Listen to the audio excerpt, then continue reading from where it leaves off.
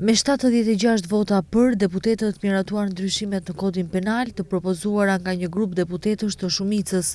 Sipas pushtetit, kjo nënkupton forcimin e politikës penale dhe riparimin e dëmeve nga ndryshimet në vitin 2023. Zgjidhjet e reja ligjore rivendosin thelbin e politikës penale, parandalimin dhe luftën kundër korrupsionit dhe krimit të organizuar.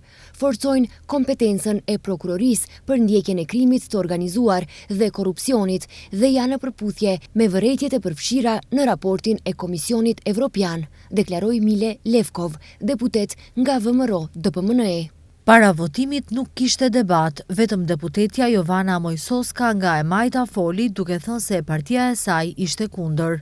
Ne nuk e shohim kodin penal ende, as pushteti i kaluar nuk e miratoi, ndërsa tendenca është që as kjo qeveri të mos e miratoj.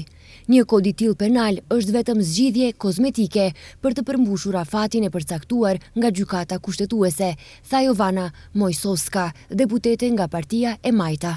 Kundër ishte edhe LSDM-ja opozitare. Sipas Filipçes, ndryshimet nënkuptojnë amnisti për krimin e VMRO-DPMNE-s. Kjo është një përpjekje tjetër për të treguar diçka si një ligj reformues, dorëzimi i një ligji reformues dhe amnistim i zyrtarëve aktual lejohet në një derë të vogël, u shpreh Venko Filipçe, kryetar i LSDM-s. Ndryshimet në kodin penal do të jenë një zgjidhje kalimtare derisa të përgatitet kodi penal krejtësisht i ri nga një grup pune në Ministrinë e Drejtësisë, i cili sipas njoftimeve të fundit duhet të jetë gati deri në qershor të këtij viti.